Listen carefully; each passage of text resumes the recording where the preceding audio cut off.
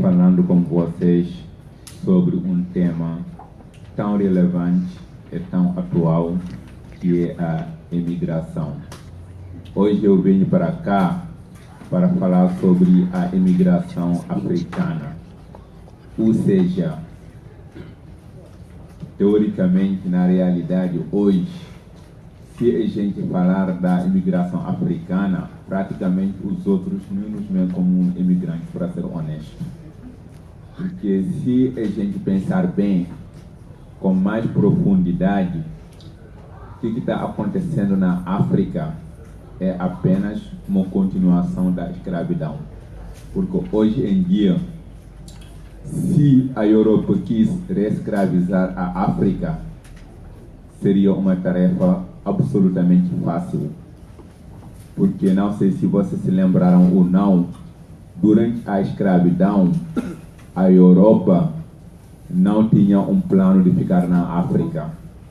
Eles apenas iam lá para nos capturar e para nos vender aqui na América. Esse processo levou 30 milhões de africanos que deveriam estar na África trabalhando para seu desenvolvimento para outros lugares.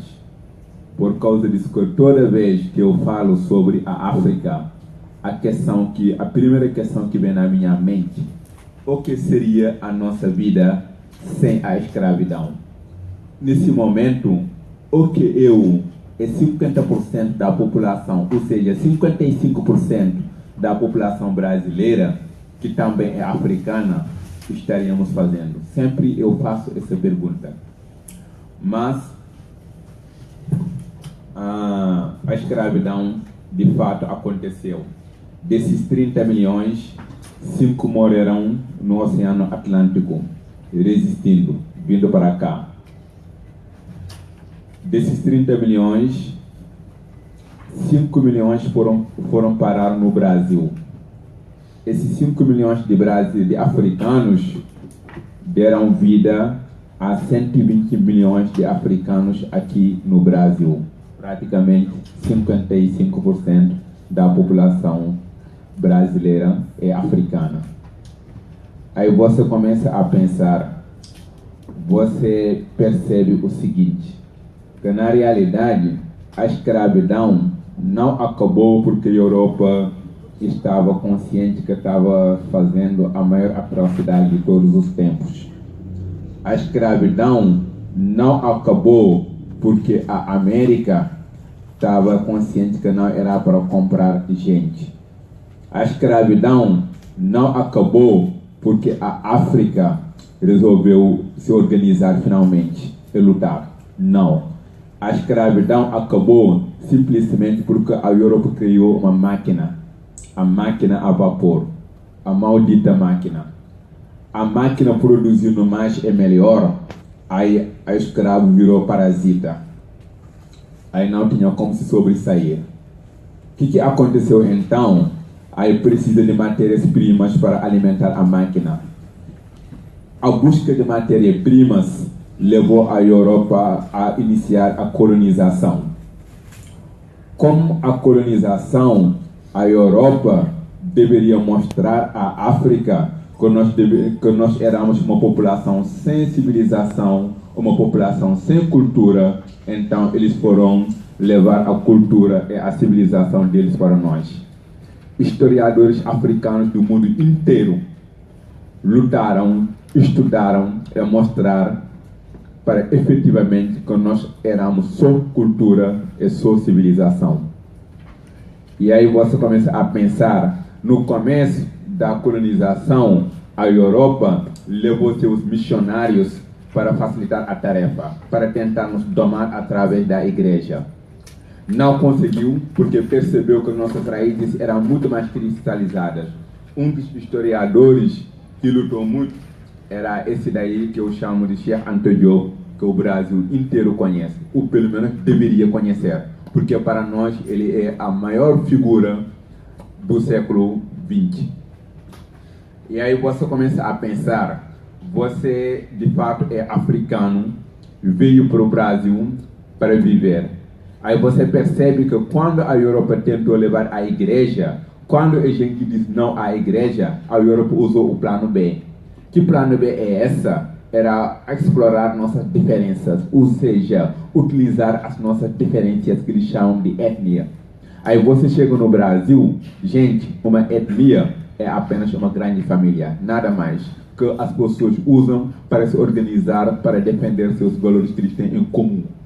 A Europa nos mostrou que nós éramos diferentes. É nessa diferença eterna que começou a ter conflito. Mas a guerra na África acabou. A África completou esse ano 3 anos sem golpe em nenhum país africano. Aí você chega no Brasil, aí você começa a pensar e ver algumas coisas. A primeira coisa muito nítida que você vê é que hoje existem muitos africanos aqui querendo ganhar a vida no Brasil. Porque, como eu disse, praticamente a Europa nos saqueou tudo quando a gente estava em conflito. Africanos vieram para muitos lugares para trabalhar. Na Europa, você vê praticamente a nossa juventude está morrendo todos os dias, todas as horas, no instante, no Oceano Atlântico. E ninguém fala absolutamente nada. Longe de me tentar comparar com a imigração síria, que também é válida, mas quando os sírios começaram a ir para a Europa, a primeira coisa que vocês perceberam é a primeira alemã, a Merkel, adotou eles, virou mais dos sírios. Enquanto isso, a imigração africana começou bem antes e todo mundo nos deixava morrer no Oceano Atlântico. E aí, você começa então a ver o seguinte, que na realidade, a gente chegou a tal ponto que absolutamente ninguém nos quer mais, porque a máquina já resolveu a parada.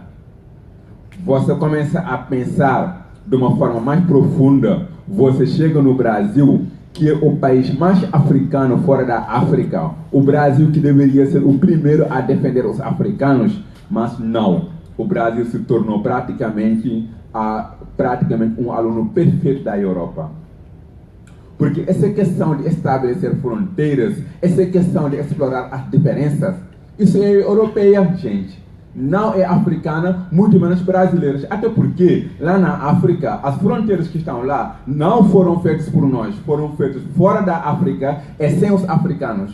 E, lamentavelmente, existem africanos neocolonialistas, por exemplo, todas as africanas boas que nasceram, que começaram a nos governar após a colonização.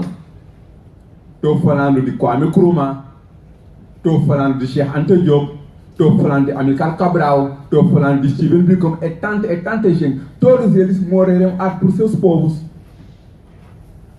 Porque a Europa levou praticamente seus neocolonialistas, por exemplo, hino do Senegal, começa com o quê? Começa com Pense tous Vokora Frappe les Balafons. Ou seja, vamos afiar os tambores e vamos dançar. Ou seja, para nos distrair, a Europa sempre quis isso, nos distrair. Mas para falar efetivamente sobre o nosso desenvolvimento, a Europa não fala. Como você vai me explicar que nós temos um continente africano em que apenas 15% das coisas que são produzidas e consumidas na África são produzidas na África, mas esse número já foi 5%. E toda vez que esse número aumenta 1%, a crise europeia aumenta também. Porque, segundo a Europa, a África é a linha auxiliar deles. Simplesmente mandam e desmandam. O Brasil se tornou o maior aluno da Europa praticamente, porque o que o Brasil está fazendo na África é exatamente igual. Você vê hoje, tem a igreja brasileira na África, nos domando. Inclusive, muitos deles já foram expulsos de lá, porque quando a igreja brasileira foi lá na África, aí percebeu também a seguinte coisa, que na realidade a igreja veio também para ganhar fortuna, ensinou africano a ganhar fortuna explorando a fé, e ficou nisso. Mas também nos preparando as empresas brasileiras. Você vai lá na África, vocês têm Camargo Correio lá, você tem Odebrecht lá, vocês têm Petrobras lá, Queiroz Gabon lá, etc, etc. E muitas multinacionais brasileiras estão lá na África, trabalhando de bem, e muito bem, ganhando as fortunas lá e trazendo para cá, no Brasil. E nós africanos que estamos aqui, tentando fazer a nossa vida, o Brasil nos nega. Você vai lá, nesse momento, existem africanos que estavam aqui no Brasil, saíram do Brasil porque tiveram um familiar doente, são refugiados, foram para atender seus familiares, o Brasil não deixou voltar. Porque quando eles saíram, o governo baixou uma lei para dizer que não pode mais voltar. Então, que troca é esse? Você vê no Brasil, que o Brasil gosta tanto de se comparar com o americano, mas você vai lá na América, todos os professores americanos que ensinam, que lecionam história da África, praticamente são africanos. Eles foram lá recrutar os melhores professores africanos para lecionarem nas suas universidades. Eu, aqui que vos fala, eu tenho doutorado na Universidade Federal do Rio, na COP. Quando eu fui fazer o concurso, a universidade em que eu quis trabalhar me negou, com uma única pretexto que eu sou estrangeiro, não pude fazer o concurso, tive que entrar na justiça para conseguir. Fiz o concurso, fiquei em primeiro lugar até hoje. A justiça pode me tirar de lá, simplesmente porque eu sou estrangeiro. E aí você vai aqui no Brasil, você conhece professor brasileiro que é doutor em História da África, mas nunca foi para a África. E aí você começa a pensar, a gente finge que estamos lutando por um Brasil melhor, a gente finge que está lutando para um Brasil mais justo. Mas como nós podemos lutar por um Brasil mais justo, um Brasil melhor, se aquilo que deveria nos dizer, olha, a sua história é essa, ensina mal.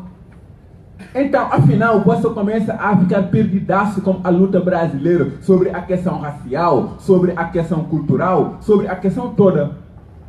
Afinal, quais os valores que o Brasil tem que defender? Para mim, os seus valores estão lá na África. E, lamentavelmente, o Brasil não foi lá buscar.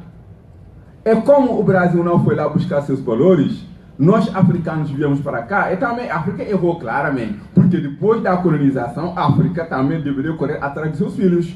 Mas não fez isso porque simplesmente quem governava a África após a colonização eram os neocolonialistas, todos formados pela Europa. Ok? Então, não sei quanto tempo eu tenho ainda, mas vou tentar. Sim, obrigado. Então, e aí você começa então a fazer os pontos de conexões. Que pontos de conexões essa? É que nós africanos que estamos aqui no Brasil, nós temos muito para contribuir. Nós africanos que estamos aqui no Brasil, você pode pegar qualquer refugiado que o Brasil maltrata. Olha, a minha escolha para o Brasil foi uma escolha muito consciente. Porque quando eu passei no vestibular lá do Senegal, eu podia ir em qualquer lugar do mundo que eu queria. Eu escolhi o Brasil porque eu era um viciado por futebol. Eu vejo o Brasil, quando pelo menos durante uma comemoração, todo mundo comemora junto. Eu vejo que no Brasil tem essa abraço, ou seja, tinha aquilo que nós chamamos, nossa, o Brasil é um país integrado. Porque o mundo de fora olha o Brasil dessa forma. Que nós aqui era um país tudo junto, tudo integrado. E aí você chega no Brasil, felizão da vida. No primeiro dia que eu fui comprar pão, gente, eu não sabia como separar pão. Porque eu só falava uma palavra em português, que era obrigada. Porque a aeromoça falava em inglês e repetia. Quando eu fui comprar pão, eu não sabia como falar. Mas no segundo dia, a pessoa que me atendeu estava com um dicionário novinho em folha para tentar se comunicar comigo. Então eu tive contato com esse Brasil generoso. Um Brasil muito generoso, muito humano. Aí eu fui para a faculdade, aí você entra na sua turma, aí você percebe que você é o único negro da sua turma. E aí você começa a cair na real. Meu Deus do céu, que coisa é esse? Aí você começa a ver que na realidade, eu como africano, aqui no Brasil, não vou dizer que está acontecendo é racismo, não. Eu, como africano, o olhar que eu tenho é que no Brasil está acontecendo duas coisas. A primeira coisa é apartheid. A segunda coisa é segregação racial. Só que a gente finge que não está acontecendo. Lá na África, nós tínhamos consciência que nós tínhamos esse problema. Nós todos sentamos e lutamos para acabar com isso. Até porque eu entrei na escola, meu primeiro ano escolar foi em 1981. A primeira palavra que eu aprendi era apartheid é um crime contra a humanidade. Nous devons aider nos frères de l'Afrique du Sud. Em todas as escolas africanas tinha essa palavra. O apartheid era um crime contra a humanidade. Devemos ajudar e colaborar com nossos irmãos sul-africanos. Ok? Não vou dizer que a África tem problemas. Tem muitos problemas. Nós temos inúmeros problemas. Mas quando a gente nasceu convencido que nós éramos o berço de todas as civilizações. Nós não precisamos convencer o mundo que a vida começou na África. É o mundo que tem que provar o contrário. Nós não vamos perder nosso tempo para dizer que nós temos civilização. É o mundo que tem que provar o contrário. E todas as civilizações que eles tentaram provar, então eles já fizeram eles já comeram na mosca. Por quê?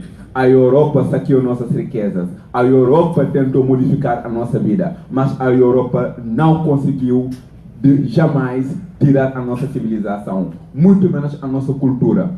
Aqui no Brasil, a preocupação dos brasileiros, de muitos brasileiros, como eu falei, na universidade, eles ensinam para vocês a história da África, tudo baseado na versão europeia. A versão europeia é a aparência. A nossa história lá na África é muito mais do que apropriação cultural. A nossa história lá na África é muito além disso. A nossa história da África é como nós nos tratamos. Porque esses refugiados que vocês estão massacrando aqui todo no Brasil e outros lugares, eles estão vivendo para sustentar suas famílias. Porque quando um povo não tem outra escolha que de escolher a sua forma de morte, eu acho que não tem outra escolha mesmo. Mas eu digo a vocês, o mundo não está perdoando absolutamente nada para a África. O mundo tem que compreender que na realidade nós fomos independentes na década de 60. Menos de 60 anos quase. O mundo tem que entender que 60 anos não é absolutamente nada perante a história. Mas a África está se superando. Vão por mim. Vão nos olhar dentro de alguns anos para ver.